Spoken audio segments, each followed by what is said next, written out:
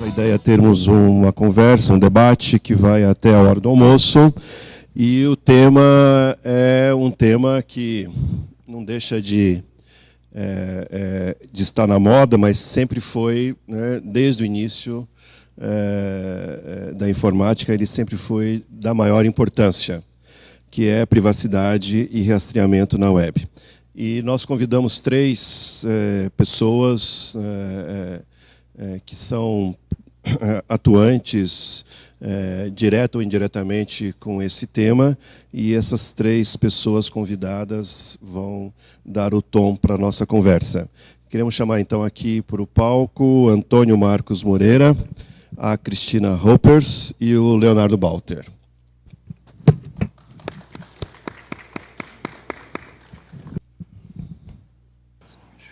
Fique à vontade, sinta-se em casa, em qualquer lugar vocês podem sentar. Só não tem café aqui. O Antônio Antônio Marcos Moreira é gerente de projetos e desenvolvimento no NIC BR. Ele também coordena lá dentro o projeto IPv6 BR, e que vem disseminando a implementação desse novo protocolo. Ele é responsável também pela disponibilização gratuita da Hora Legal Brasileira, conhecida como NTP, na internet, óbvio, e pela realização de estudos sobre a web, junto aí com o W3C, vem fazendo também um levantamento, né, de como é que a web é, as características da web brasileira. Ele toca também o projeto Sapiens.br, que é um portal de divulgação de conteúdo e de vídeo de qualidade, privilegiando a língua portuguesa. E também faz treinamentos direcionados a provedores da internet. O Leonardo Balter, ele é advogado por formação e, segundo ele mesmo, é desenvolvedor por diversão. Ele é entusiasta de tecnologias de front-end e também adepto e defensor da Open Web, e está conectado a diversas comunidades, né, do Brasil e fora do Brasil. É representante do Mozilla e lead do front-end na Estante Virtual, que é um site já conhecido de muita gente, né? Além de fazer outras coisas na vida do que só internet, né? Música e, como ele diz aqui, longboard. A Cristine, ela é também do NIC BR, como o Moreiras. Ela trabalha com gestão de incidentes de segurança na área chamada CertBR, dentro do NIC, desde 99. Atua no apoio para a criação de novos grupos de resposta a incidentes de segurança no Brasil. É responsável por treinamento de profissionais de segurança, no desenvolvimento de boas práticas de operação de redes de internet e na conscientização de usuários. Atualmente, ela é instrutora de cursos do CERT-CC, da Carnegie Mellon University. É também responsável pelo First Botnet SIG e membro do comitê assessor do projeto Amparo do LACNIC. Está aí o currículo dos três debatedores, e é uma satisfação tê-los conosco. Já de antemão agradeço a presença de vocês para podermos conversar sobre privacidade e rastreamento na web. Eu queria, então, começar aqui do meu lado com o Moreiras. Eu não sei se entre vocês, se vocês combinaram diferente, né, se tem alguma ordem, se não tem nada combinado. Então, eu peço para o Moreiras começar a sua fala. Você pode falar aqui do microfone volante, ou se você quiser falar de lá também, se tiver alguma apresentação, né, a apresentação pode ser passada daqui também e aparecendo lá, como queira. Só colocar a senha do computador.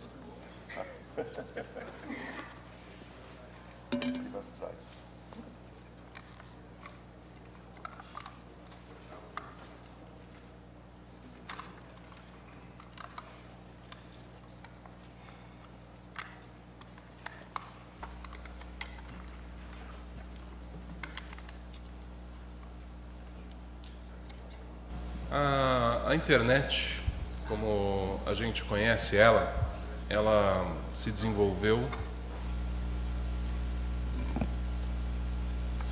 A internet, como a gente conhece ela se desenvolveu aí nas últimas décadas, baseada em uma série de princípios. Esses princípios que estão aí no slide são, na verdade, um texto que o Comitê Gestor da Internet no Brasil criou sobre como eles acham que a internet deve evoluir daqui para frente no país, ou de quando eles criaram os princípios para frente. São princípios para nortear o desenvolvimento da internet aí no país. Eu destaquei aí a privacidade como um deles, mas são uma série de características que a internet tem, e que são essas características que fizeram a internet ser algo útil, ser algo interessante, ser um ambiente propício à inovação, né? Ser algo diferente das telecomunicações ou dos meios de comunicação tradicionais. A internet ela vive se reinventando a cada momento, tecnologias novas vão surgindo, vão acontecendo. Agora, algo interessante para a gente pensar é o seguinte: vocês já devem ter feito alguma aplicação bancária. Quando a gente vai no banco fazer uma aplicação, você começa a ver lá, será que essa aplicação rendeu bem no mês passado, no ano passado? Aí você vê todo o histórico da aplicação lá, né? Aí você decide, vou aplicar aqui nesse fundo de ações da Bolsa, não, vou aplicar aqui nesse outro fundo de DI, de não sei o que lá. Mas quando você lê lá o prospecto da aplicação, sempre tem um aviso que diz o seguinte, né? Os rendimentos passados não são garantia de desempenho futuro. E para a internet a gente tem a mesma coisa.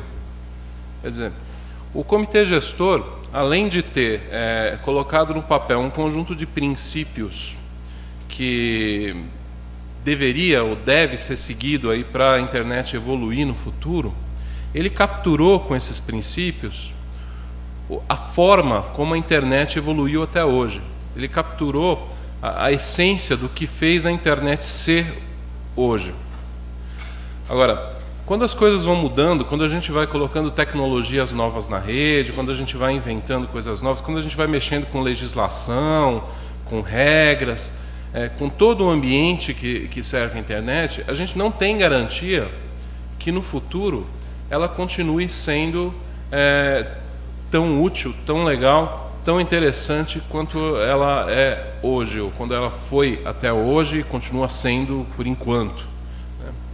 Então, a gente tem que prestar bastante atenção nessa questão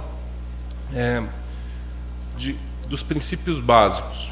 Sendo a privacidade um deles, tem outros importantes, como a neutralidade da rede, que está sendo muito discutida por conta do Marco Civil, entre outros. Pensando em privacidade, a primeira coisa que me vem à cabeça é se a gente tem privacidade hoje, né? Eu pensei primeiro em abordar as questões tecnológicas. Vocês viram pelo que o Wagner me apresentou que eu trabalho com a questão do IPv6 lá no NIC-BR. Muita gente fica preocupada com algumas questões em relação a essa nova tecnologia. Será que a privacidade melhora, piora, como que é, né?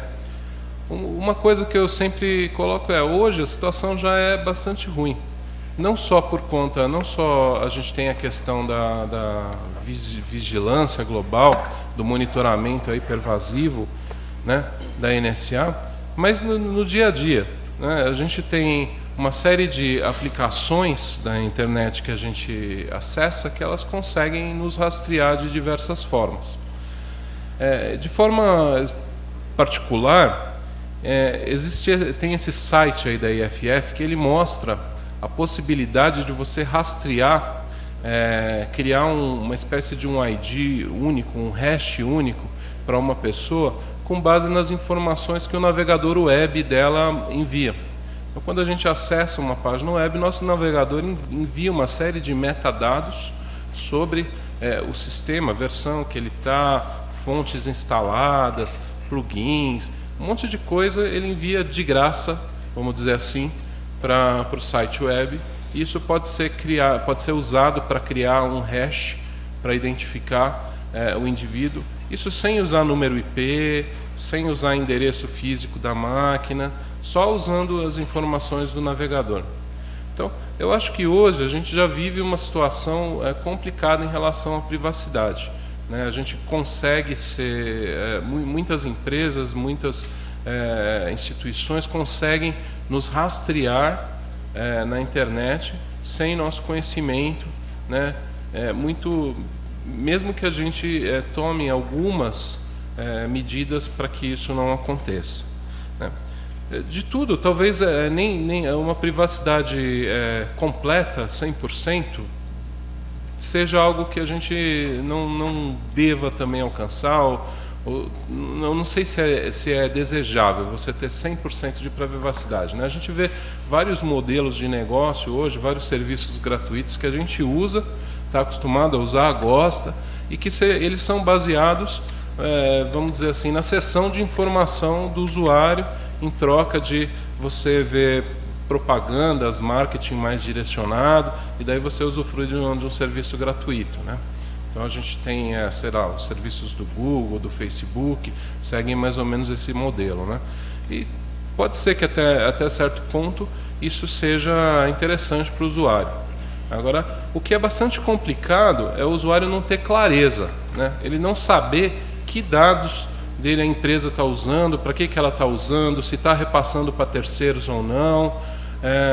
A gente teve absurdos, né, recentemente de vazamento de dados, enfim, de próprias instituições do governo repassando dados para outras instituições. E imagina essas empresas da internet, né? Frequentemente a gente cadastra em uma, daí começa a receber spam de outra, tal, e essas situações começam a ficar desagradáveis. Então talvez a gente não precise ter 100% de privacidade, mas uma situação onde a gente não sabe que está sendo rastreado, não sabe para que os nossos dados estão sendo usados, também não é desejável, né? Enfim, a gente vive aí atualmente uma situação complicada, veio à tona toda essa questão da espionagem, da NSA, de outros órgãos governamentais fazendo espionagem global na internet, pegando dados de todo mundo com a colaboração de diversas empresas. Eu tive recentemente na reunião do IETF. IETF é Internet Engineering Task Force, é o grupo de trabalho que cuida de boa parte dos padrões relacionados à internet, assim como o W3C cuida dos padrões relacionados à web especificamente, existe um outro grupo que cuida dos padrões, vamos dizer assim, um pouco mais, camadas um pouco mais embaixo, né? Como o próprio padrão IP, o protocolo HTTP, outros padrões, né? E foi um consenso na reunião, esse tema da espionagem foi muito debatido, e foi um consenso que isso é um ataque para a internet e que deve ser tratado como um ataque, como a gente trata outros ataques. A gente procura soluções para mitigar isso. Então foi mais ou menos um consenso que na construção de padrões de internet, de protocolos, daqui para diante, isso tem que ser levado em conta. Isso tem que ser levado em conta como um possível caso de abuso a ser evitado, vamos dizer assim, na fonte, na construção do padrão. Então, quando você vai quando você vai pensar em um padrão, não, você vai pensar, poxa, mas vai ter governos que vão tentar usar esse padrão, algum furo nesse padrão, para vigiar os cidadãos aí de forma global. Então, vamos tentar fazer o padrão de uma forma que isso não seja possível. Isso é até complicado um pouco, né? Porque a gente pode estar indo para o lado de ter, talvez, um excesso de proteção, né? Uma reação exagerada para o lado contrário, né? Agora, de uma forma ou de outra, a gente precisa resolver esse problema. Isso é um problema sério. Os padrões... existem já muitos padrões, muitas tecnologias disponíveis e que são pouco utilizadas, né? Então a gente vê, existe disponível o HTTPS para você utilizar na web, existe disponível criptografia para você utilizar no e-mail, né? Então eu acho que a gente, como usuários da internet, Os desenvolvedores web têm o seu papel em utilizar as tecnologias já existentes, disponíveis de criptografia, garantir a autenticidade dos dados, quando possível. E tem uma série de outras ações que daí fogem do escopo técnico que também tem que ser tomadas e pensadas. Sobre IPv6 em si, é uma tecnologia, como eu comentei anteriormente, que bastante gente se preocupa em relação a isso, né? Por quê? Porque ela muda várias coisas com que a gente está acostumado na internet atualmente. Por exemplo, o IPv6 ele traz o fim do NAT nas redes corporativas, nas redes privadas. Então, hoje a gente está acostumado a ter um gateway, endereços privados do lado, vamos dizer assim, de dentro da rede, e um endereço válido só olhando para o mundo, né? Com o IPv6 a gente tem endereços válidos para todo mundo. Então, esse lado de acabar com o NAT, por um lado é muito bom porque ele viabiliza o uso do IPsec. O IPsec ele permite a criptografia, a autenticidade na camada IP. E hoje ele é basicamente inviável de ser usado porque é incompatível com o NAT. Então o IPv6 traz isso, não exatamente como uma novidade, porque isso já está disponível no IPv4, mas ele torna mais viável a utilização do IPsec, né? E não tenham dúvida de que é uma solução interessante, não é uma panaceia, tal, não resolve todos os problemas, mas é parte da solução para o problema que a gente está enfrentando. Agora, alguns questionam o formato dos endereços, e talvez seja uma discussão que tenha que ser feita até mais aprofundadamente. Por quê? Hoje a gente recebe, por exemplo, na nossa casa, um endereço que de vez em quando muda, né? A gente recebe endereço e desligar o modem e ligar de novo, a gente recebe um novo endereço e tal. E tem isso por quê? Porque tem endereços faltando e o provedor tem que compartilhar. Se você deixou de usar, desligou o seu modem, aquele seu endereço vai para outro usuário ali na hora, né? Você deixou de usar o endereço, ele é reaproveitado, né? Por conta do esgotamento do IPv4, da falta de endereços, isso é feito dessa forma. No IPv6 não tem mais essa necessidade, a gente tende a ter endereços fixos. Então eu vou ter um endereço na minha casa que dificilmente vai mudar, né? Talvez o provedor mude alguma hora que ele for fazer uma mudança na rede dele, alguma coisa assim, mas o meu endereço vai ser o mesmo. E tem gente que acha que isso é um perigo para a privacidade, que isso facilita o rastreamento. Eu acho que de uma certa forma, sim, até pode facilitar o rastreamento. Mas como eu mostrei anteriormente, você já tem outros mecanismos muito eficazes para fazer o rastreamento dos usuários e que já estão sendo utilizados hoje, que não dependem do IP. Então, a minha opinião é de que isso não vai prejudicar o todo, não vai agravar o problema que a gente está vivendo hoje. E, por outro lado, tem uma série de benefícios que vem junto com o final do NAT, e uma série de possibilidades que você ter um IP fixo em casa traz. A gente pensando agora na internet das coisas, na web das coisas, nos dispositivos conectados, né, que estão aparecendo. Você ter um endereço IP fixo facilita e viabiliza de forma muito simples esse ambiente novo que está surgindo. Mas é uma discussão a ser feita, né? É algo que eu até gostaria de ouvir depois a opinião de vocês, caso vocês tenham alguma opinião formada sobre isso. Um outro caso que o pessoal fica preocupado é porque parte do endereço IPv6 muitas vezes é formado com base no MAC address. Então, o IPv6 ele traz um tipo novo de autoconfiguração que o roteador informa um pedaço do endereço, o outro pedaço o próprio computador escolhe. E ele pode escolher criar um endereço baseado no MAC address. É um dos métodos possíveis. Não é o único método possível. Você pode criar um endereço, por exemplo,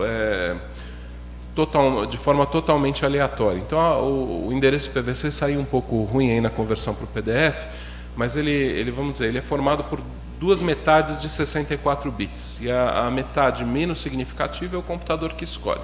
Isso pode ser com base no MAC address ou pode ser de forma aleatória, pode ser até colocado na mão lá.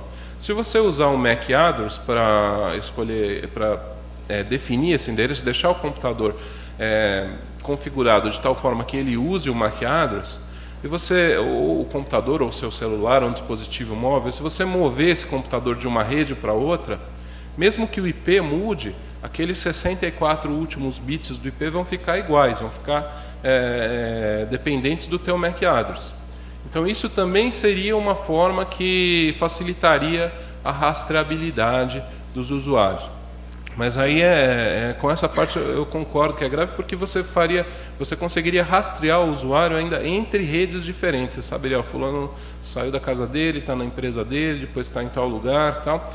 Agora você não é obrigado a deixar desse jeito. Então, é só uma possibilidade de configuração e ela pode não ser utilizada. Você pode usar endereços aleatórios no lugar disso. Então isso é facilmente, vamos dizer assim, é um risco à privacidade que é facilmente mitigável. Muitos dos sistemas operacionais já vêm como padrão gerando os endereços que são mais amigáveis a essa questão da privacidade, no caso do IPv6. Existem outras tecnologias, né, que são aí nas camadas, vamos dizer assim, mais básicas da internet, que também ajudam a gente a combater essa questão da privacidade. Então, uma é a própria forma como as redes estão interconectadas. Então, lá no NIC-BR, um dos projetos mais importantes que a gente tem é o dos PTTs, dos pontos de troca de tráfego. São pontos onde diversos provedores vão e se interconectam numa determinada cidade ou região para trocar o tráfego localmente, para que o tráfego não tenha que viajar grandes distâncias até chegar na rede do outro provedor. Então, quanto mais os provedores nacionais estiverem conectados no Brasil e conectados nas diversas regiões, menos o tráfego viaja por outras redes, menos você tem chance para aquele tráfego ser, vamos dizer assim, bisbilhotado lá, para alguém olhar o que está passando por ali. Então, hoje, se a gente tem muito tráfego passando pelos Estados Unidos, em parte é porque as nossas redes não estão bem conectadas entre si. A gente tem que favorecer essas conexões entre as redes nacionais, regionais, né, para evitar que todo o tráfego vá para Miami e volte. Existem outras tecnologias aí em processo de implantação, como o DNSSEC. Né? O DNSSEC já está disponível na internet, agora ainda faltam alguns players, né, implantarem isso daí, né, os provedores nos DNS recursivos e outros. Então, também não é uma panaceia para todos os problemas, mas você garante a autenticidade das respostas DNS, você garante alguma criptografia ali nos dados, então melhora um pouco a situação. Mesma coisa, se discute muito a implantação de BGP seguro. BGP é um protocolo que os provedores conversam entre si para um ensinar o caminho para chegar no outro. Então, hoje é um protocolo que ele tem muitos furos, né? Facilmente você cria um ataque aí para fazer alguma coisa de ruim com isso daí, né? Capturar, por exemplo, o tráfego de uma rede que não é o seu, etc. Então, também existem soluções para melhorar o BGP, como o RPKI e outras soluções. Então, tem uma série de tecnologias sendo pensadas, implantadas na internet, que vão melhorando pouco a pouco essa situação, né? E o último ponto aqui que eu queria abordar, que a gente precisa prestar atenção, é na movimentação legislativa, né? E eu acho que nessa questão de privacidade, da internet especificamente, a gente tem duas legislações aí que a gente tem que apoiar. Uma delas é o Marco Civil, que já está lá na Câmara, está trancando a pauta. Existe controvérsia em alguns pontos, o principal ponto é o da neutralidade da rede. Existe agora uma controvérsia nova que foi criada pelo governo, né, quando tem com a questão de guarda de dados, mas enfim, ainda assim é uma lei que traz vários avanços, traz várias proteções sobre, olha, que dados o provedor tem que guardar, que dados o provedor não pode guardar, ou pode guardar só em determinadas situações, então ele já traz alguma coisinha, mas ele não aborda essa questão de privacidade de uma forma ampla. Existe um outro projeto de lei que foi trabalhado de uma forma muito parecida com o Marco Civil, com consulta pública, tal, e foi criado o projeto que é a Lei de Privacidade, né? E essa Lei de Privacidade ficou lá engavetada no Executivo, porque é uma questão que mexe com muitos interesses econômicos, muitos interesses diversos, né? Então ficou lá numa gaveta com toda esse movimento aí causado pela espionagem e tal. Se falou em se desengavetar esse negócio, mandar pelo Congresso, mas até onde eu sei não aconteceu nada até agora. Isso seria algo para a gente fazer um pouquinho de pressão no governo para que essa questão seja discutida a fundo, né? Como eu falei no começo, para fechar aí, a gente tem, eu acho que tem gente que defende essa questão da privacidade mais arduamente, tem gente que defende uma coisa um pouco mais relaxada. Se você conversar pelo menos com o pessoal que trabalha com investigação criminal, polícia, etc., o pessoal, quando você fala de privacidade em excesso, o pessoal tem medo, fala, não, mas a gente tem que ter algum jeito de ter informação sobre quem comete crimes e tal. Então, veja, mais do que ter uma opinião formada, falar isso é certo, isso é errado, eu acho que é uma questão que tem que ser debatida com a sociedade de forma bastante profunda. Esse debate não começou ainda, né? A gente está fazendo uma tentativazinha aqui, no outro evento ali, aqui, acolá, mas assim, a gente precisa ter a sociedade mobilizada em torno dessa questão para que se discuta o que é o razoável, o que é certo, o que é errado. Eu acho que não é uma questão que a gente tem isso claro ainda enquanto sociedade, e a gente tem que discutir isso bastante a fundo ainda. Bom, gente, era isso.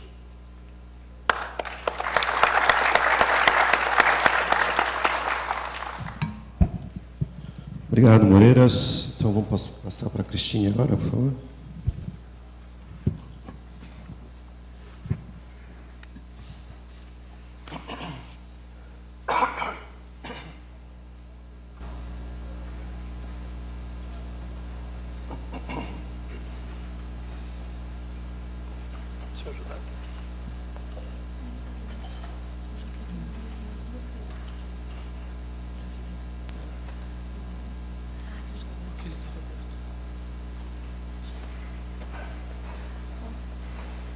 Bom dia a todos aí.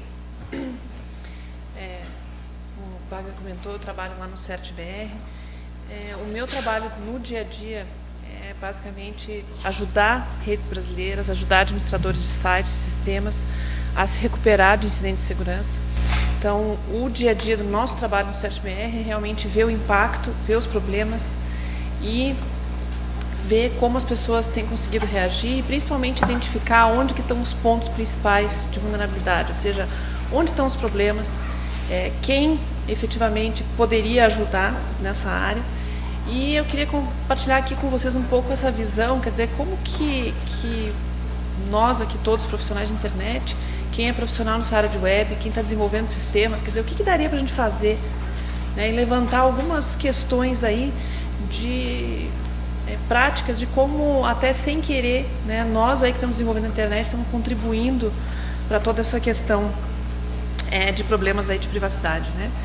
Então, até quando eu estava fazendo isso daqui, eu estava fazendo os slides, eu parei, voltei e falei, tá, mas como é que a gente define privacidade, né? Tem definição de dicionário, tem definição de legislação. Na nossa área de segurança tem um autor que é o Ross Anderson, que ele tem um livro, é basicamente a Bíblia, quase que literalmente, porque são mais de 1000 páginas de livro, onde ele define muito bem, onde ele discutiu todos os conceitos. É interessante que ele coloca que privacidade é a habilidade e o direito, né, de proteger suas informações pessoais, e que se estende, né, uma habilidade e o direito de prevenir invasões ao meu espaço pessoal. Quer dizer, é realmente essa ideia de que, olha, é meu, essas são coisas que são minhas, são meus dados, são coisas que dizem respeito a mim, que eu não gostaria que terceiros, né, tivessem acesso, ou que eu quero manter uma certa privacidade. E aí, eu acho que quando já começa na internet, quer dizer, acho que até o que o Moreira estava comentando antes, tem uma certa complexidade, porque os cidadãos eles têm uma expectativa de privacidade. Não, essas fotos são minhas, não são, né, de alguém outro. Não, elas são minhas e eu quero compartilhar com a minha família. Não, isso aqui sou eu acessando. Mas quando você está na internet, esses dados começam a passar a ficar sob guarda de terceiros, né? É um dado que está lá no site, é uma informação que está no outro lado. Acho que como o Moreiras levantou bem, não está muito claro, né? Tá, exatamente qual é a expectativa, né, que esse cidadão tem, de que ele vai continuar tendo privacidade. E aí entra um outro conceito, que é o conceito de que, em geral, quando você está protegendo uma informação, você precisa proteger, é o outro conceito, que é a confidencialidade, quer dizer, é a obrigação de proteger o segredo de alguém se você souber desse segredo. Tudo bem que segredo é uma palavra que também abre um outro, né, can of worms aí, mas hoje em dia, quer dizer, uma das coisas que está faltando um pouco no que a gente vê é realmente todas as pessoas que estão guardando dados que a princípio têm uma expectativa de privacidade conseguissem manter a confidencialidade daquilo, ou seja, conseguissem impedir que quem não deveria ter acesso tivesse. E do que exatamente que eu estou falando, né? A gente está falando de privacidade, em geral a gente pensa, né? O Moreiras falou lá do Panopticlick, falou das questões, quer dizer, eu penso que eu tenho o meu computador, o meu browser, né? E já estão fazendo rastreio do que está no meu browser, do que está no computador. Pelo menos eu não preciso mais me abaixar agora para falar. Eu tenho o meu browser, o meu computador, os dados que estão aqui, né? Tudo bem, você pode fazer tracking, você tem coisas como, que eu acho que são as mais preocupantes, por exemplo, eu não me preocupo muito que a Folha ou o Estadão saibam que eu sou assinante, mas no momento que você está acessando online, ela sabe por que caderno eu começo, qual o caderno que eu leio mais, ela pode fazer um rastreamento de que dias da semana eu leio que determinadas notícias. Você começa a ter coisas que na minha casa eu não tinha, né? Se eu recebo o jornal, tudo bem, ele sabe, assina, né, o Estadão, o vizinho assina a Folha, né? Você pensar que, pelo fato, aquela meio que a síndrome do já que o cara está acessando aqui, então vamos começar a coletar um monte de informações, né? E esse, em geral, é o lado que a gente começa a pensar em privacidade, mas pensar que tem todo um outro lado, hoje em dia, importantíssimo, que são todos os serviços online, né? Eu não tenho muita escolha se os meus dados vão estar online no serviço de eGov. Se todas as minhas informações de previdência, de minha situação social, quantos filhos eu tenho, se eu sou doente, se eu tenho plano de saúde, isso tudo está online. E, a princípio, isso tudo faz parte da minha privacidade. E aí, eu acho que é uma coisa que não pode esquecer, porque são as pessoas que desenvolvem esses sistemas que têm que ter a responsabilidade de manter a confidencialidade desses dados que dizem respeito à minha privacidade. E a grande questão que a gente vê hoje é que não é só uma questão de ferramentas. O que a gente mais nota os problemas mesmo é uma questão mais de que todos se conscientizem que tem que participar nessa proteção de confidencialidade, de privacidade. Eu acho que os exemplos recentes, né, por muito tempo você sempre tinha tudo escondido embaixo do tapete. E se a gente for falar de grandes casos aí que tiveram impacto grande, que pode ter, sim, impacto em privacidade. Acho que o último foi todo aquele caso da Adobe, né, que teve foram mais de 150 milhões de logins, senhas e dados de usuários da Adobe que foram disponibilizados na internet. Para quem já comprou algum software da Adobe, vá lá e veja como estão suas coisas, porque todo mundo já foi afetado por isso daí. Foram decisões de como armazenar, foram decisões erradas de quem desenvolveu o sistema web, decisões erradas de quem estava fazendo aquilo.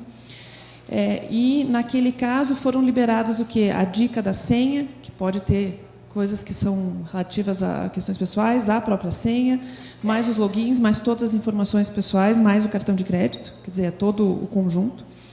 Naquele caso da PlayStation também tinha um cartão de crédito. E lembrar que, por mais que a gente diga assim, mas é só o meu cartão, né? Você começa a ter criminosos por aí criando esses bancos de dados enormes, de onde eu faço compra, de quem eu sou cliente, né? Você começa a ter vazamentos de informações, todo mundo fala, mas por que isso é privado? Eu falei, porque o conjunto dessas informações sendo vazadas vai criando os perfis e começa a voltar tudo isso para o mesmo problema inicial. Quer dizer, como é que eu ficam ali. Nesse caso da Subway, pouca gente se dá conta, mas nos Estados Unidos, toda a rede de sanduíche Subway mesmo, não foi o sistema de metrô, não.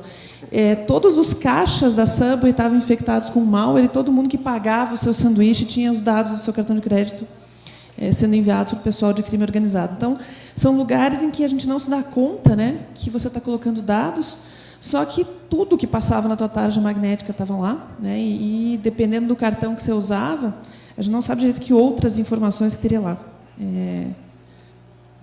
Só ele pode me salvar agora. E essa parte de privacidade, acho que é muito complicado a gente pensar, porque acho que é uma definição difícil, né?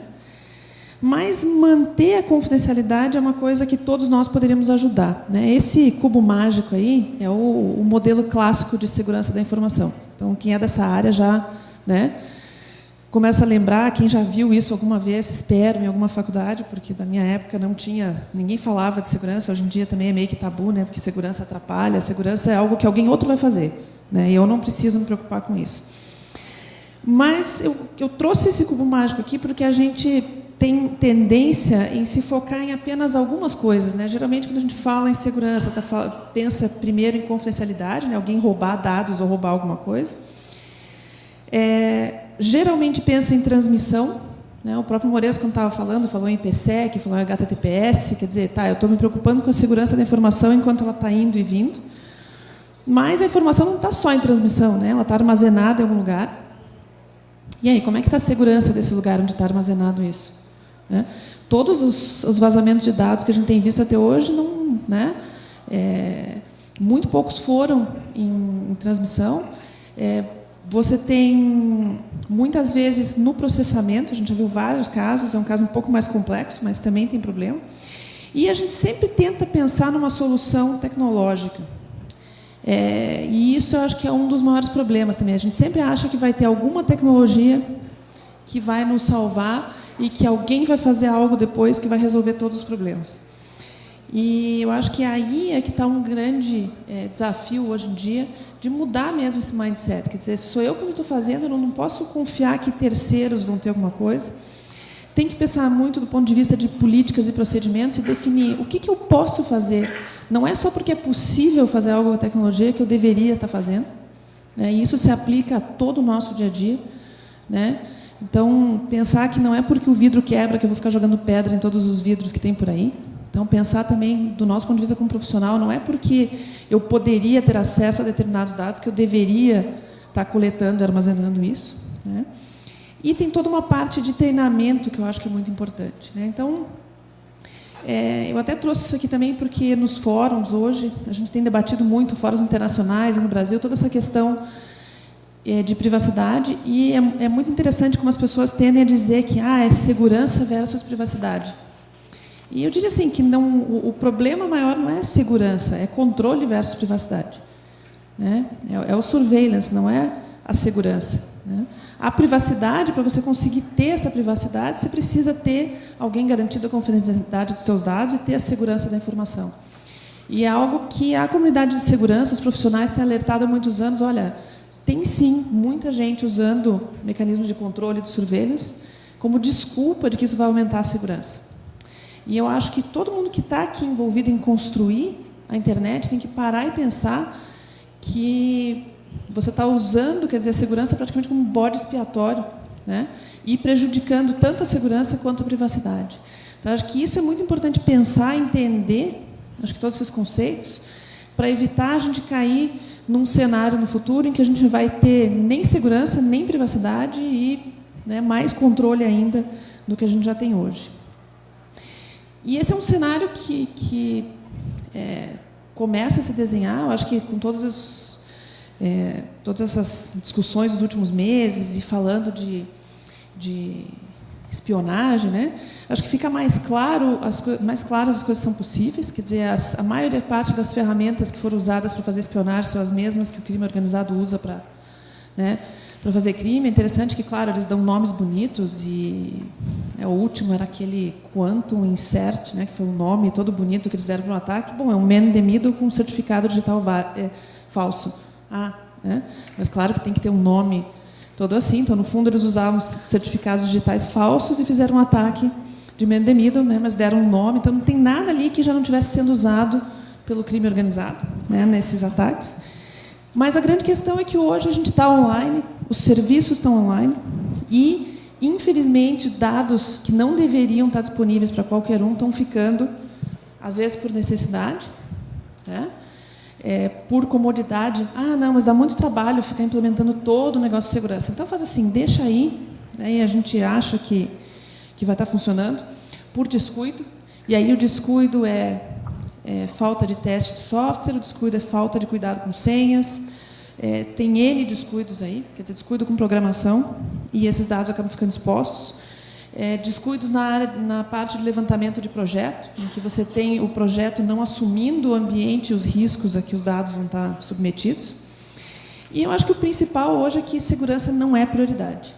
Ela não faz parte do levantamento de requisitos, não faz parte das primeiras disciplinas na universidade, não faz parte da vida de ninguém pensar que esse meu programa, esse meu sistema web vai estar na internet. Vai ter alguém atacando. O que ele pode fazer se ele tiver acesso a esses dados? Quer dizer, nem esse cuidado, né? E, infelizmente, o que a gente sempre ouve, não, mas a segurança é algo que alguém da segurança vai colocar. E acho que está mais ou menos claro que é difícil isso, né? Se firewall, antivírus, IDS, IPS e criptografia resolvessem o problema, a gente não estava num cenário que a gente está hoje, né? E lembrar que cada vez mais a gente está tendo sistemas que não foram pensados para estar conectados na internet, que são todos os sistemas de controle de sistemas críticos, que são pensados para ficar com um sensor 30 anos no ar, sem aquele sensor desligar. E aí, de repente, algo que já funciona há décadas, sem estar conectado na internet, começa, né, a estar.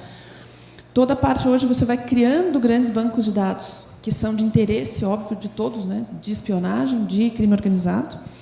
Hoje, cada vez mais, você tem dados médicos que estão online, não necessariamente porque eram para estar online, mas hoje, mesmo que você queira, você não consegue fazer um exame num laboratório sem que o teu resultado esteja disponível na internet, com uma senha que você não consegue trocar, e que, quando você troca, vai vir impressa no próximo exame, quando você receber, né? Então, pensar que tem certas coisas da nossa privacidade que estão sob controle de terceiros e que a gente não está conseguindo manter esses dados aí.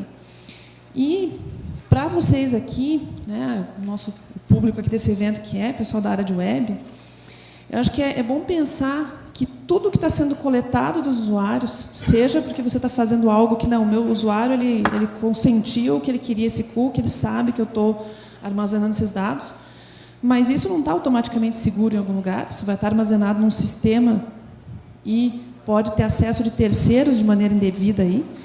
Então, pensar que hoje a gente está vendo um crescimento muito rápido de ataque a serviços web, tem sido claramente dentro das nossas estatísticas do CERT, um tipo de ataque que mais cresce.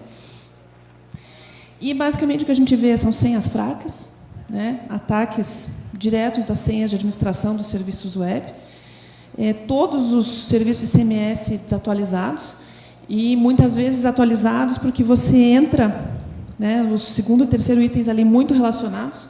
Não, eu estou aqui, eu botei esse WordPress e a gente personalizou, usou módulos, fez isso, fez aquilo. Não, se fizer upgrade agora, para de funcionar o site inteiro. Bom, logo fica o site inteiro, né, com versões vulneráveis. Hoje a gente está vendo isso sendo massivamente atacado e sendo usado para atacar terceiros. Hoje a gente já tem botnets, são redes inteiras de robô feitas em cima de servidores WordPress, Joomla e outros servidores aí. O maior ataque que eles foram usados foi para aquela onda de ataques de negação de serviço aos bancos americanos. Então, a gente, por exemplo, aqui no CERT do Brasil, recebia diariamente reclamações e as listas de sites brasileiros sendo usados para atacar os terceiros, quer dizer, você está sendo prejudicado ali de outra maneira, né, de maneira terceira, quer dizer, ter o site sendo abusado, já comprometido, né? E pensar que a maioria de tudo isso que eu estou falando acima, tirando senhas fracas, no fundo são falhas de programação, de quem desenvolveu o sistema, de quem usou um módulo pronto, de quem usou aquele PHP que tinha uma vulnerabilidade e deixava acessar todo o site. E isso vai levando ao comprometimento da segurança, da confidencialidade. Qualquer coisa que você esteja coletando de um cidadão, fazendo tracking, vai estar também disponível para qualquer um que conseguir chegar ali. E eu acho que tem vários desafios em aberto nessa área, né? Não é uma área que tenha alguma resposta. Eu acho que é importante a gente pensar. Eu não acho que deveria ser aquela história do não tem mais privacidade, né? Tem gente que fala do esquece, privacidade já era. Bom, cada um faz as suas escolhas. Eu sei que eu sou num extremo, né, grande aí, porque eu ainda não abracei, né, todas as coisas da internet, apesar de usar a internet desde 91, mas não tenho Facebook, não tenho Twitter, não tenho Instagram, não tenho Pinterest. A única rede social que eu tenho é Flickr, das fotos que eu tiro de coisas, não minhas. Então, assim, é pensar, mas porque eu tenho essa noção. Eu falei, cara, as fotos são minhas, da minha família. O que eu vou colocar isso num serviço que eu estou pagando o serviço com a minha informação? Então, também, eu acho que tem um esclarecimento, né, de as pessoas entenderem aí, mas lembrar que não é só rastreamento, né? Não são só hábitos de navegação que podem afetar a privacidade. Se eu sou obrigada a colocar todos os meus dados médicos e todos os dados da minha vida e financeiros para serviços de governo, se aquilo ali for comprometido, quer dizer que é algo que rompa mais a minha privacidade do que isso, né? Quer dizer, dados que eu tenho que mandar para planos de saúde, para laboratórios, para qualquer coisa, são coisas muito importantes. Acho que não são só cookies, né? Como a gente fala, todo mundo sempre pensa em rastreamento, pensa em cookies, mas tem muita coisa, né? Como o Moreiras falou, tem o Panopticlick, tem toda essa ideia de browser, essa ideia de você fazer fingerprint por quão única é aquela configuração do seu computador, né? Uma coisa que a gente vê, tem várias propostas, por exemplo, como a do Not Track. Ela até é interessante, mas assim, é uma questão é um código de honra, né? Eu digo que eu não quero e você se compromete que você não vai querer e você não vai me seguir. Tá, beleza, mas e todos os sites maliciosos que tem por aí, todos os sites que não são de acordo, que não seguem as regras, quer dizer, você está assumindo que todo mundo está seguindo as regras e as leis. E hoje em dia, o que a gente vê muito, quer dizer, todos os sites que estão comprometidos, quer dizer, para alguém comprometer um sistema web, colocar lá algum tipo de script que ele fique rastreando os clientes, como a gente já vê hoje, fazendo isso para disseminar malware, e também para pegar dados de browser e cookies de terceiros, quer dizer, a gente tem que pensar e assumir que você pode sempre ter a tua infraestrutura sendo abusada por um terceiro. Então, não é só, né, o fato de que aquele site vai seguir ou não. Então, acho que é uma visão que talvez funcionasse, né, no mundo fora ou numa loja presencial, mas eu não vejo muito isso resolvendo o que, para mim, incomodaria mais ainda, que é exatamente esse dado que tem alguém tendo acesso sendo usado para fins maliciosos, né? Então, pensar nisso daí. E pensar que por que a gente está tendo todas essas questões de espionagem, problemas de privacidade, porque está tudo online, né? A espionagem está indo onde está a informação, né? Se antes eles invadiam uma embaixada durante a noite para botar um microfone, agora onde que eles vão fazer isso? É online, colocando computadores, colocando malware, botando backdoor em programas, quer dizer, não tem muita diferença disso aí, e não é muito diferente do que o crime organizado já faz para conseguir acesso a informações. Lembrar que eles não querem só o teu cartão de crédito, eles querem todas as informações, porque só vale mesmo para eles se eles tiverem o nome da mãe, o nome do pai, o seu endereço, informações que eles podem usar como pergunta de segurança. Então, eles têm todo um esquema para coletar não só aquela informação ali, login, senha, como, né, outras coisas que podem ser usadas para confirmar que você é você ou que ele vai passar a ser você, né? E eu acho que, assim, o que eu vejo é que todo mundo tem que ser parte da solução, né? A gente tem que pensar que não é só a questão do usuário pensar de uma tecnologia, mas é tudo, né? Pensar em desenvolvimento, né? E em como manter esse dado de uma pessoa que está confiando esse dado para você, para que ela tenha privacidade. Pensar que não vai ter uma ferramenta que resolve os problemas. Se tivesse, a gente não estava aqui, provavelmente, discutindo tudo isso. E simplesmente porque serviços web vão ficar na rede 100% do tempo. O tráfego com destino a eles tem que chegar. Tem muitas ferramentas que prometem fazer coisas e pegar assinaturas, mas, em geral, elas não conseguem, né? Em geral, não atuam em tráfego cifrado também. E pensar que os problemas maiores é pensar ali que a gente precisa desenvolver pensando em segurança, ou pelo menos precisa desenvolver esses sistemas web pensando que eles vão estar sob risco e que eles vão ser atacados. Quer dizer, essa é a premissa. Não é que talvez eles sejam, eles vão ser. E é pensar como que a gente faz para evitar isso. E não é só com tecnologia, né? Precisa treinamento, precisa investimento em pessoal e precisa realmente uma conscientização do que é importante ou não aí para essa parte de privacidade e segurança. Para quem depois quiser pegar os slides que vão ficar online, e quem for mais da área técnica, aí tem alguns livros indicados para quem quiser começar a pensar em desenvolvimento web seguro. Tá? A gente aproveitando para evangelizar um pouquinho aqui. E era isso. Vou passar aí para o Wagner de novo. Obrigada.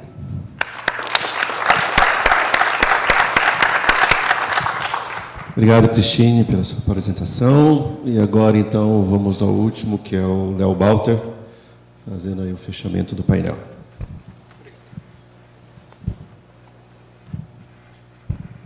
Talvez seja melhor aqui, Léo, porque acho que esse microfone aí não está com retorno bom.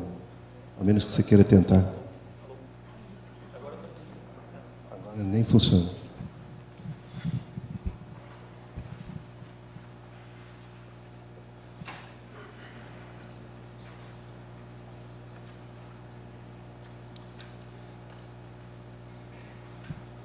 Oi, eu sou o Léo Balter, já fui apresentado, obrigado. Também tentei levantar alguns assuntos relacionados à privacidade e rastreamento na web. Eu tenho um lado, por formação, me formei em Direito, sou advogado, mas atuo como desenvolvedor. E é bom que eu consigo misturar essas duas esferas exatamente nesse tipo de assunto, isso é muito bom para mim. Então, levantei alguns pontos que a gente pode falar que eu considero que se relacionam com privacidade e rastreamento. E vamos chegar a todos eles. Eu tenho um trabalho como colaborador da Mozilla, sou representante Mozilla aqui no Brasil, do time de compatibilidade web, e existe um manifesto da Mozilla que ele é totalmente, pela formação da Mozilla, para a gente ser uma empresa sem fim lucrativo, também não é uma empresa governamental nem não governamental, não somos uma ONG. Então, o nosso foco fica diretamente para o usuário, e a privacidade é justamente o controle do usuário em cima das ações que ele toma. Então, o nosso manifesto diz que a internet é um recurso global público que deve permanecer aberto e acessível. A internet deve enriquecer a vida de cada pessoa. E a segurança de cada pessoa na internet é fundamental e não pode ser tratada como opcional. E cada pessoa deve ter a capacidade de moldar suas próprias experiências na internet. E o que a gente está acontecendo agora no cenário atual? A gente está vendo o Marco Civil, como já foi citado aí. E o Marco Civil ele foi muito interessante a forma que ele foi criado. A parte dele ter sido criado por de certa forma colaborativa, permitiu que fosse criado um texto inicial interessante, com um desejo societário de se criar aquela lei, porém houve algumas modificações, inclusive essa agora recente, após os escândalos todos de espionagem no mundo, do caso da NSA, que o artigo 12 do Marco Civil está dizendo agora que o governo poderia obrigar as empresas a manterem os dados de usuários brasileiros armazenados em território nacional, de acordo com o porte da empresa. De acordo, não diz se o porte da empresa for grande ou pequeno, não destaca isso. De acordo com o porte da empresa, deixa aberto, de um lado para o outro. E aí, isso aí já gera algumas perguntas, que eu quero, na verdade, trazer perguntas para cá. E a primeira questão é: os serviços que a gente oferece aqui no Brasil estão prontos para isso?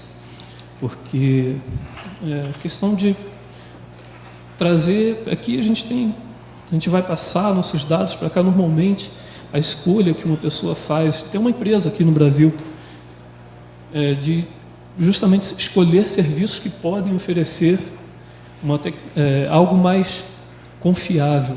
A confiança desses serviços trata de algumas questões, inclusive de privacidade.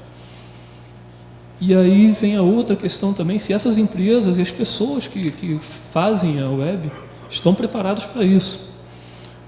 que com a demanda que a gente já tem hoje, e considerando questão de oferta e valores, vindo isso aí, eu vejo uma expectativa muito grande da gente ter dificuldade dessas empresas e pessoas, se elas fossem realmente obrigadas a isso. E aí eu vou entrar com outro panorama. Na verdade, eu estou querendo levantar esses pontos todos para a gente debater mesmo. E aí, a visão da web de dispositivos. A gente está indo para uma web muito além do desktop, do computador. A gente está indo para aparelhos de celulares, está todo mundo viciado. Eu sou um pouquinho viciado, eu confesso, também. E a gente está indo para outros aparelhos, como a televisão, como o caso que a gente sempre usa como exemplo, que é um dos mais engraçados, considero, o caso da geladeira, trazer internet para a geladeira. E se faz presente em diversos dispositivos diferentes. Então, quando a gente fala de privacidade, nossos dados estão indo para todos esses lugares diferentes. E as informações pessoais que a gente tem se tornaram, para mim, na minha opinião, o novo petróleo digital. Quando a gente tem a maior empresa de internet no mundo, todo mundo conhece o Google, que tem justamente o lucro deles através de dados de usuário, todo o trabalho deles, todo o lucro deles vem dali, a inteligência que o Google usa. E não é só o Google que usa isso. Eles servindo como exemplo de ser uma empresa que é muito bem sucedida, claro que todo mundo fica de olho nisso também. Está dando dinheiro, vamos buscar lá. Para onde a gente vai? Para onde vão esses dados? Eu tenho o orgulho de ter me tornado há pouco tempo colaborador de um projeto que a Mozilla fez, que é o Lightbeam, que uma das medidas, como foi abordado, já que é questão de educar o usuário. Assim, educar o usuário não resolve todo o problema, mas deixa o usuário mais atento, faz o usuário reclamar e questionar e ter mais informação. Na verdade, parte de privacidade se resolve dando controle ao usuário. O Lightbeam é uma ferramenta que, fazer um exemplo muito simples, eu estou acessando o site aqui e quero saber para onde realmente esses dados estão indo. Eu tomei como exemplo, desculpa, já tomei como permissão o exemplo da conferência, e eu vou recarregar aqui esse site só para eu registrar aqui o acesso. E, na verdade, o Lightbeam aqui ele é um complemento do Firefox, que ele vai me trazer informações sobre esse site que eu acessei, que é, na verdade, o site da conferência, e a quem esse site está conectado. Opa. Então, eu tenho aqui, eu sei que eu acessei o site da W3C Brasil, esse foi o último site acessado, e eu consigo, através dessa ferramenta, me informar aqui. Eu sei que está muito pequeno, aí eu vou ler aqui, assim, por exemplo, que ele se conecta ao serviço do Google APIs, a parte de fonte das APIs do Google, se conecta diretamente ao Facebook, Scoopit, Gstatic, tem vários sites. Não estou dizendo que isso é um exagero. Se vocês acessarem sites de e-commerce em geral, vocês vão ver que sites de e-commerce se conectam a muito mais coisa. Seus dados, para onde seus dados estão indo? Você tem uma série de coisas que você pode fazer com o Lightbeam muito interessante em relação a isso, mas um dos exemplos mais interessantes que eu gosto de mostrar com o Lightbeam é a W3C. Ela está de parabéns. W3C, seus dados estão indo para a W3C.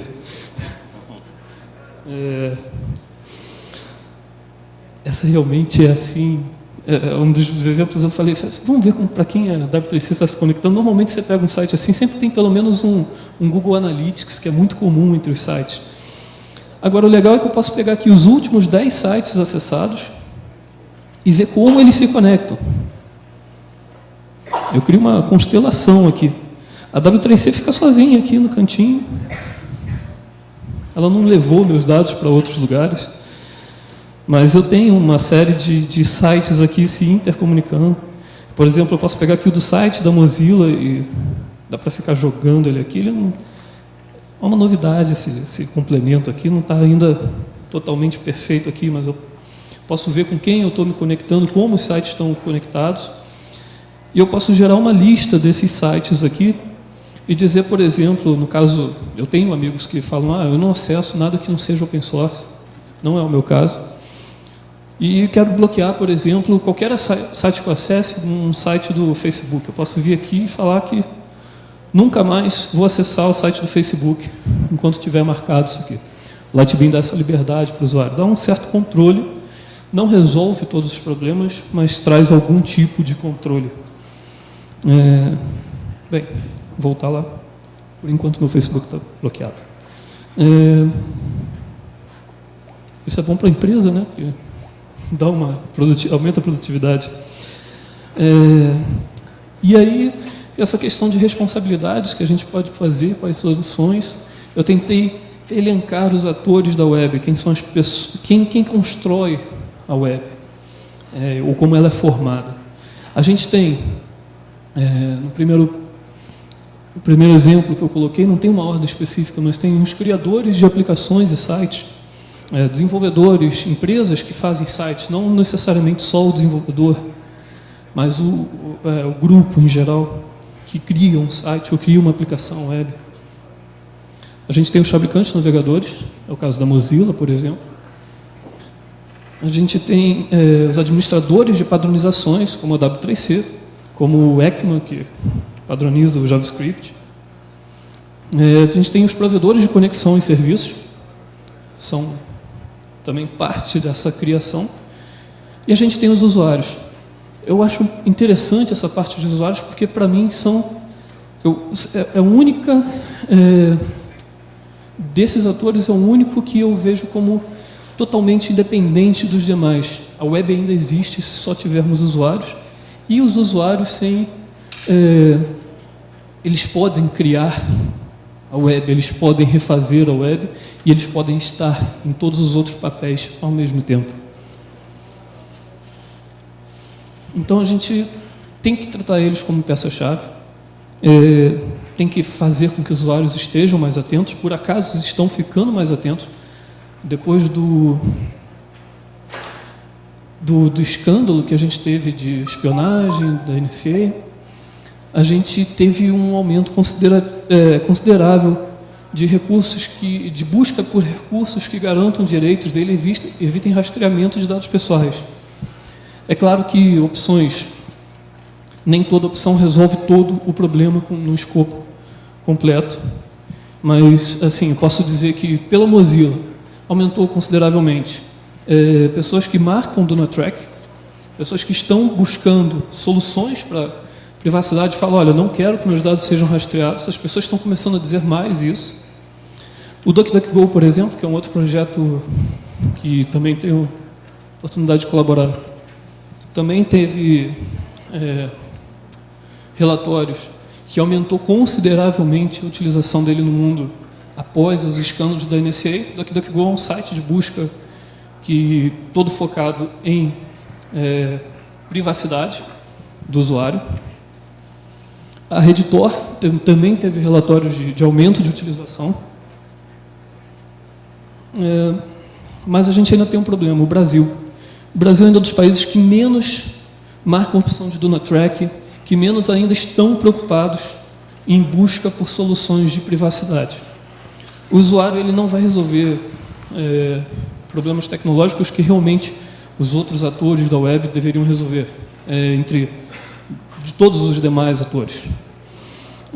Mas o usuário por si só também tem que buscar, tem que também reclamar, tem que fazer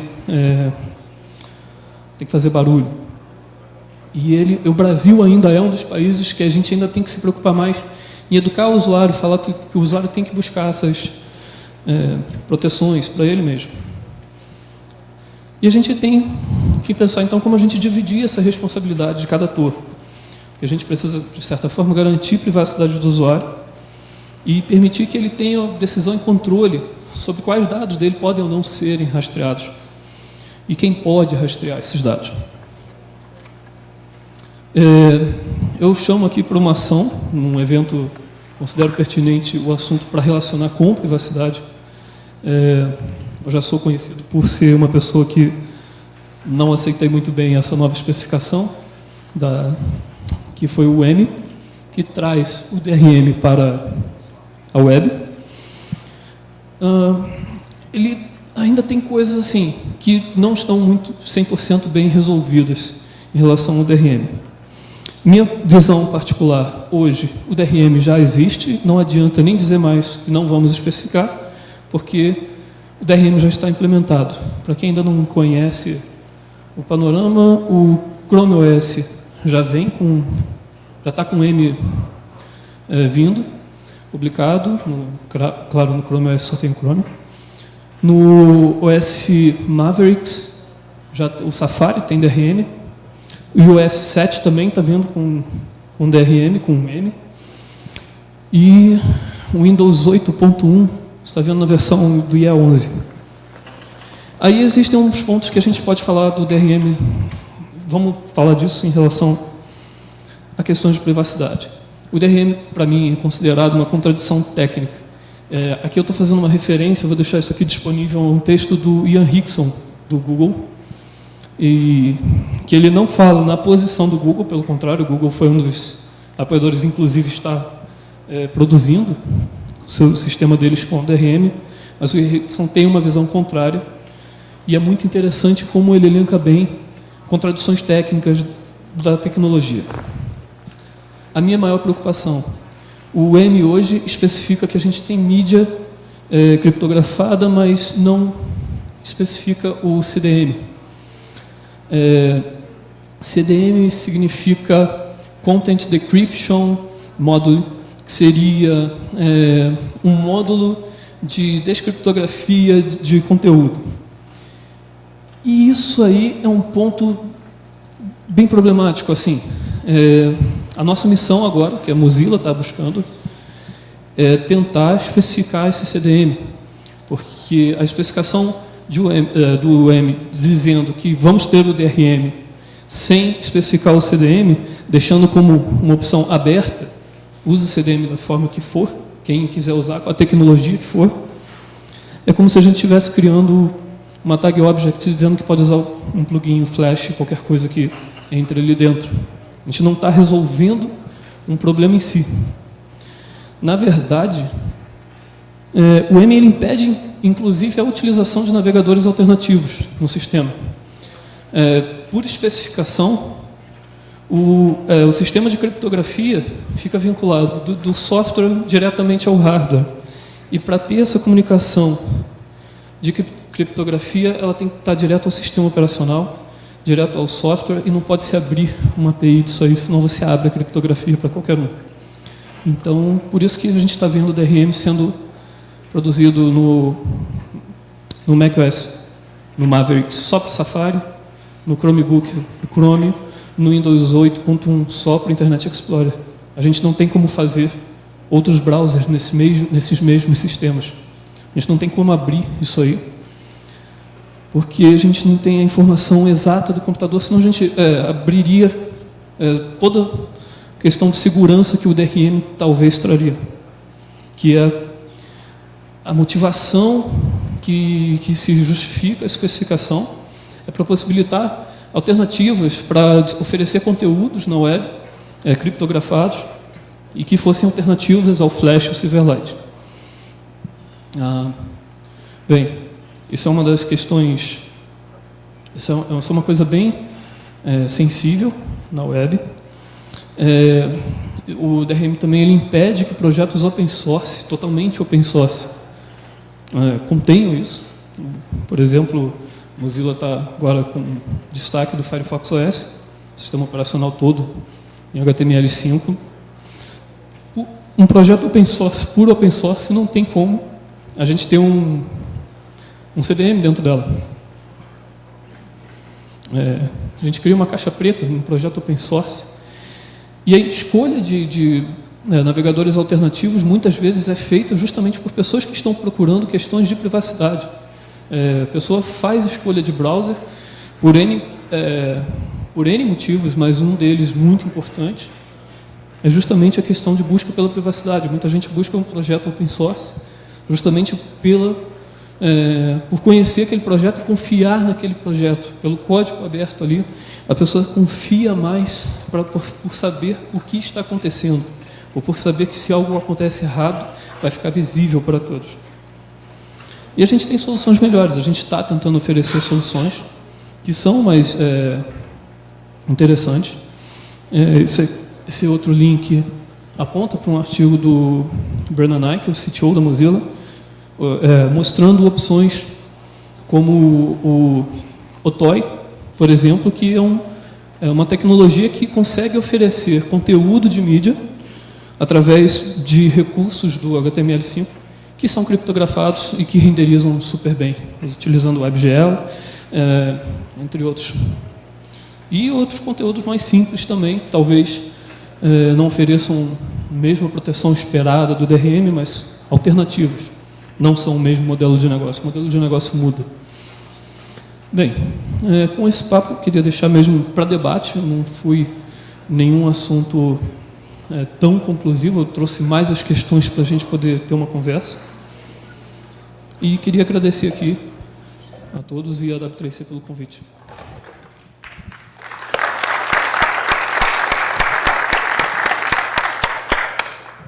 Obrigado, Léo. Já é 12h30, mas ainda dá para a gente conversar mais uns 5, 10 minutos antes de sairmos para o almoço. Então, eu queria deixar em aberto para vocês, quem quiser fazer pergunta, poderiam se dirigir a um desses 2 microfones com pedestal que tem aí no meio. Então, por favor, só não se esqueçam de se identificar, por favor. Olá. Alô. Olá, bom dia, eu sou Alexandre Perini, sou do Grupo RBS de Porto Alegre. Minha pergunta seria mais para o Leonardo. Estava falando muito em DRM, em ME, em padrões, em dificuldades que vocês têm, que todos, digamos assim, cada biblioteca funciona em um determinado navegador e aí outros navegadores não conseguem utilizar os mesmos recursos e fica aberto, ou fica aberto ou fica específico para aquele. Eu trabalho num grupo de mídia em Porto Alegre e a gente tem recebido algumas informações do governo federal e da própria FIFA em relação à Copa do Mundo de 2014 e o Comitê Olímpico de 2016, que eles vão aplicar alguma coisa sobre DRM. A gente ainda não sabe exatamente, a gente não tem informação. Assim, a pergunta específica e uma genérica. A específica, se já se sabe alguma coisa, algum órgão governamental do governo, Ministério do Esporte, passou alguma informação sobre como a FIFA vai trabalhar nisso, a FIFA e o COI, na verdade. E a segunda pergunta, de uma maneira mais genérica em relação a esse assunto. A gente tem alguma maneira de evitar que os grandes players definam padrões ou a gente fique engessado em determinados caminhos que digamos assim, prejudiquem o nosso nível de aumento de privacidade, assim, que prejudique a gente tentar sair disso.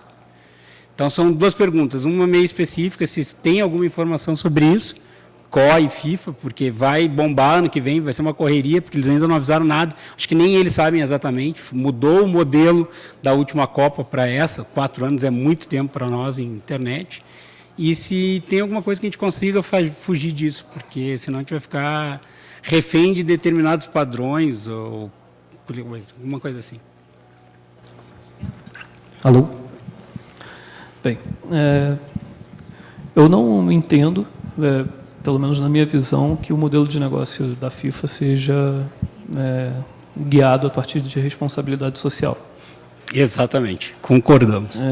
Não tenho conhecimento, mas diante desse meu entendimento, eu acho que não vai ter, não teria um impeditivo da FIFA fazer assim. Como eu disse, o DRM ele cria uma forma ali de você, inclusive, transmitir dados por uma caixa preta. Exatamente. Você cria um lado obscuro ali para a gente transmitir dados sem a gente saber o que está sendo passado. Mas a gente... o problema é que os negócios não são guiados a partir dessa questão de proteção de usuário. A gente tem missões, como Mozilla tem a missão dela, como a W3C tem a missão, que também está seguindo, de manter uma web aberta, de manter toda a questão de garantias da web. Por exemplo, a especificação toda do HTML é uma especificação de ser aberta, clara e bem direcionada ao mundo de interoperabilidade, etc. Quando a gente sai um pouco dessa esfera, a gente perde isso. Isso não é uma preocupação das empresas em si que estão querendo lucro. Usar conteúdo criptografado hoje em dia, nesses casos, estão indo além de só uma questão de privacidade, estão indo na busca mesmo de proteger um conteúdo, porque aquele conteúdo vai gerar um lucro. Então, acho que não vai haver uma preocupação da FIFA. A questão da gente controlar, a gente não controla, Mozilla não controla, a W3C não controla. O trabalho da W3C é especificar padrões, não significa que a W3C, ou o caso da Mozilla também, que a Mozilla participa da W3C, se simplesmente disser sim ou não, vai resolver um problema. Browsers vão implementar, e a nossa missão é brigar contra essas tendências que tanto nos afligem, como foi sempre o caso da Mozilla, de sempre buscar isso aí. Isso nunca agradou a questão do DRM, mas a gente, por exemplo, como eu falei, a gente está considerando uma causa perdida. A gente não pode simplesmente falar, não vamos fazer isso e não vamos nunca implementar. Se a gente fizer isso, a gente perde consideravelmente usuários, e a gente tenta tanto manter esse mercado disponível com alternativas e não criar, não permitir que exista monopólio de navegadores no mundo. A maior solução que a gente busca até hoje é justamente evitar essa parte de monopólio. A gente entrou num plano onde a gente tinha, por muito tempo, 2% da divisão de mercado, com outro browser com 98%, e a gente hoje está num plano vitorioso, que a gente tem um mercado dividido, onde as pessoas escolhem os browsers de preferência. Sempre vem uma pessoa e fala, eu prefiro usar esse browser aqui, beleza, não precisa ser o Firefox, precisa ter escolha. E isso é muito bom, isso é uma vitória nossa. E é através disso que a gente acredita que a gente vai trazer padrões que sejam abertos, porque essa diversidade força a criação de padrões que sejam abertos, que sejam atendidos por todos. Mas a gente não tem uma solução direta, a gente não tem como obrigar isso aí. Obrigado.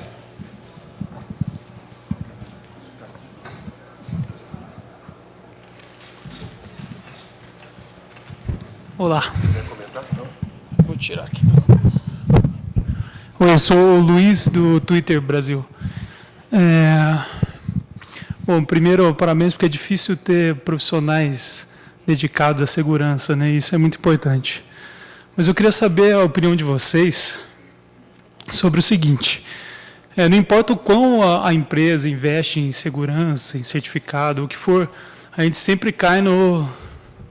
Se o usuário ele não se preocupa com a segurança, ele está sujeito a ataques, a perda de dados e tudo mais. Então, eu queria saber quais são as iniciativas relacionadas a educar o usuário final a usar a internet de forma mais segura, ou usar uma senha diferente para cada site, assim por diante. E qual que é a distribuição, normalmente, de ataques que ocorrem porque esse usuário não se preocupa com segurança, ou porque quem está provendo o serviço não implementa segurança? Estou assumindo que a pergunta acaba sendo para mim, né? Obrigada pela pergunta aí. Bom, primeiro ponto, essa parte de educação de usuário. A gente lá no CERT tem a cartilha de segurança para a internet, que eu imagino que muitos de vocês não conheçam. Se não conhecem, vão até cartilha CERT-BR. É um material Creative Commons, é um material que está disponível, o livro em EPUB, PDF, o site, e a gente, esse ano, começou a publicar, na verdade, no final do ano passado, começou a publicar fascículos, né, que são cortes pequenininhos, são 6 páginas, acompanhado de um conjunto de slides, em vários formatos, que a gente está tendo um retorno muito interessante do pessoal usando porque a gente queria que eles usassem, que é o pessoal que está na comunidade, que está num lugar de inclusão digital, na escola, no condomínio, usar aquilo para disseminar informações de segurança. A gente tem um fascículo específico de privacidade, né? Na verdade, o primeiro fascículo que foi lançado foi de redes sociais, e específico na linha do, olha, pense no que você está colocando e também pense o quanto você está expondo uma outra pessoa que não queria ser exposta. Quer dizer, é exatamente o lado que você estava falando, eu mesmo me expondo. Tem um específico de privacidade que lida com outras questões. Você falou da história de senha, a gente tem um específico de senha, né? Não é o mais popular, infelizmente, mas a gente tem, a gente sempre tenta, a gente dá dicas de senha em outros. A gente tem um fascículo também que está sendo muito bem aceito, que é o de dispositivos móveis, porque tem muito pouca informação sobre como proteger e o que fazer para proteger smartphone, tablet e tudo mais. Mas a gente precisa mesmo que todo mundo faça esse trabalho de disseminar, de fazer segurança. A gente nota da nossa interação com quem está usando nas escolas que eles querem muito material, estavam sentindo falta. E, a maioria das vezes, eles até já sabem o que era para fazer e o que era para recomendar, mas eles dão um retorno, poxa, mas a gente achava que talvez na internet fosse diferente do mundo real. Quer dizer, todo mundo já sabe o que devia estar fazendo para preservar a privacidade, mas achava que era alguma coisa diferente, né? E, do ponto de vista de incidente, quer dizer, a gente recebe notificações que são voluntárias. A maioria do pessoal que notifica acaba sendo administrador de sistemas. O usuário final, quando notifica, acaba notificando quando ele recebe uma tentativa de fraude e já algo um pouco mais disseminado. Mas o que a gente nota, principalmente, acho que se a gente for pensar já pegando os dados, por exemplo, do CETIC, que é a área lá do NIC que faz a parte de atuação na web, é interessante ver assim, que as empresas dizem que 99% tem algum incidente de segurança, já tiveram, e a maioria deles relacionado com código malicioso. E a maioria dessas empresas tem firewall, tem antivírus e tem alguém cuidando daquilo, né? Então, se a gente for pensar, é de se imaginar que os usuários vão estar até mais vulneráveis ainda, porque, independente do equipamento que eles estão, ainda mais hoje em dia, que a maioria vai para um site falso, um JavaScript malicioso, é alguma coisa, quer dizer, não tem mais aquela história do é só um sistema ali, né, sendo atacado. Mas os usuários não veem que eles estão com problema, porque 70% dizem, não tive problema nenhum no último ano, não tive infecção nenhuma por vírus, não tive nenhum problema. E isso é pensar por quê? Porque como todos esses malwares querem pegar os dados pessoais, eles estão lá quietos, né? Então, isso é uma coisa que inquieta muito a gente, é uma coisa que a gente tem tentado trabalhar, quer dizer, não vai ser a gente que vai conseguir ir até todo mundo, o que a gente está tentando fazer é deixar o máximo de material disponível para o usuário ser consciente. Mas eu acho que aqui no Brasil tem uma dificuldade muito grande para a gente lidar com privacidade. Achei interessante quando ele comentou, o Brasil é o que menos tem o do Not Track. Por mais que eu ache assim, que é muito ingênuo pensar que todo mundo vai cuidar daquilo, ou que eu vou conseguir garantir que todos os sites, que o site que eu estou acessam, vão respeitar lá o do Not Track, mas eu acho que tem muito a ver com aquela coisa no Brasil de que, eu vou na padaria, qual é o seu CPF? Mas por que você quer saber o meu CPF? Não é.